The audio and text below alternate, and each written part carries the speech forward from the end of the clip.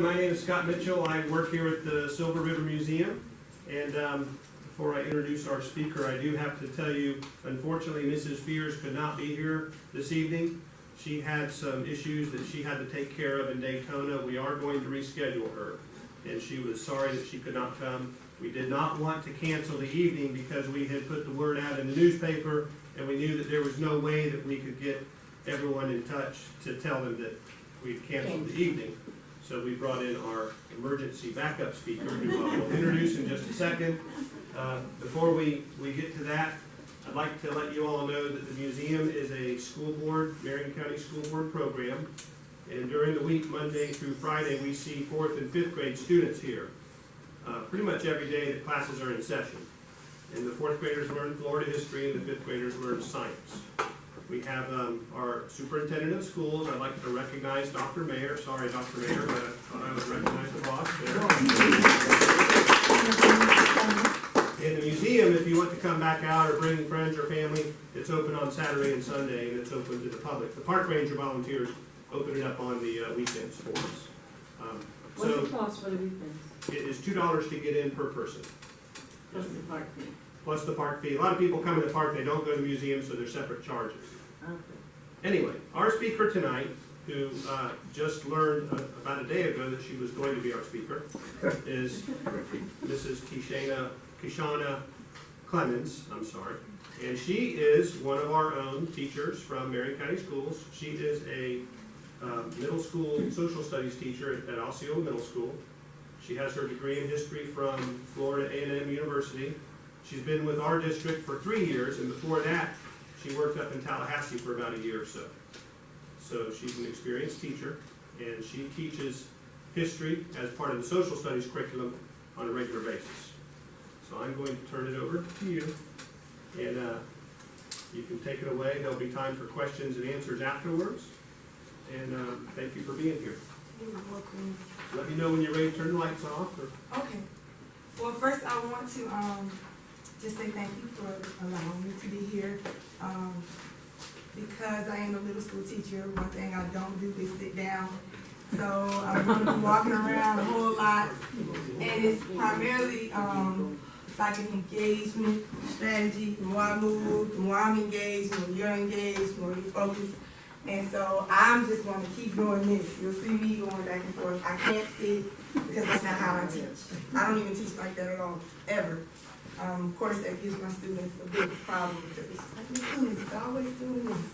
I'm always looking, always in the way. So today what we're going to talk about, or tonight, is Harriet Tubman. I want to say, being that I am a graduate of HBCU, my first and most prized research experiences come from learning about African Americans.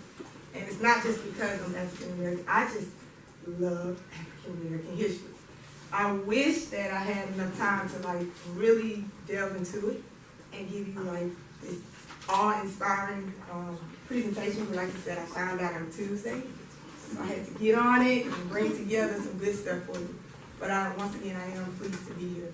So without further ado, I would like to introduce Ms. Tubman. Thank you. Is this all right with everyone? Yeah. So, I wanted to give you guys a quote that I think is inspiring. Because one thing about Ms. Tubman is that she came up during a time where it took a lot of courage to stand up. I mean, now we have social media and whatnot, and so you had slaves. As a matter of fact, you had people who were able to buy their freedom, and they were indentured servants. So what they did was they tied it to your mother. So if your mother is a slave, like he's saying, then you're a slave. So it really doesn't matter who your father is because you're always going to be a slave, and that's a life sentence. So, I mean, at the end of the day, if you're running away and you get caught, even if you aren't my slave, you're going to become someone's slave because your mom is a slave. And that's really powerful. That you never get out of that. That's something you can never get away from. So.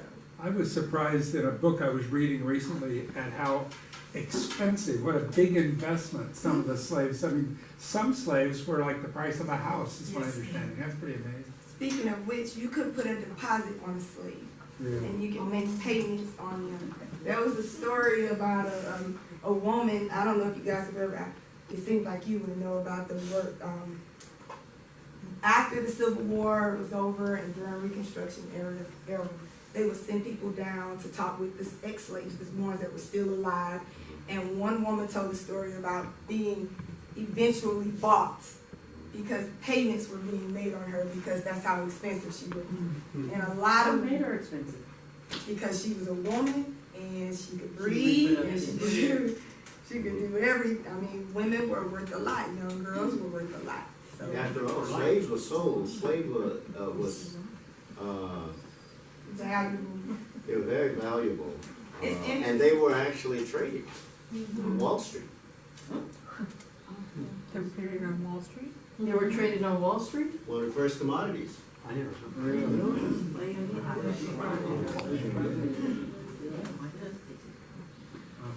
That's why cotton was called king. It was king cotton. Which most people think existed, which this didn't come about to be in the real major crop that everyone was growing until the cotton gin, because it was so hard to take the cotton, the seeds out of it. And actually, I mean, I don't know if you guys are started coming up here to feel this. So when you come up here to take a look at the things, you should feel this. The seeds are big, and the fact that you had to go in, pull these seeds out, that took too long. One at a time.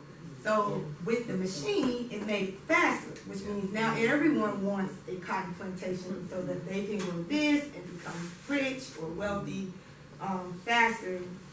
But at first, tobacco was the crop. Tobacco and sugar cane were the crops.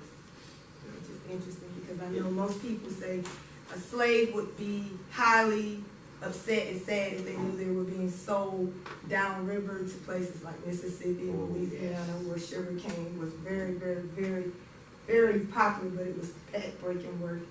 So most people, they would rather have lived in Maryland in a place like that than in Louisiana.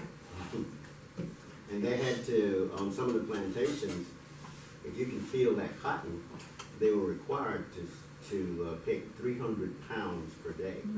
That's If a you lot did of not, time. you got the lash with the whip. But some slaves were clever, they looked out for each other. Yes. They would pick for other slaves and try as hard as they could to make sure that slave had a balance so that they wouldn't have to suffer from it.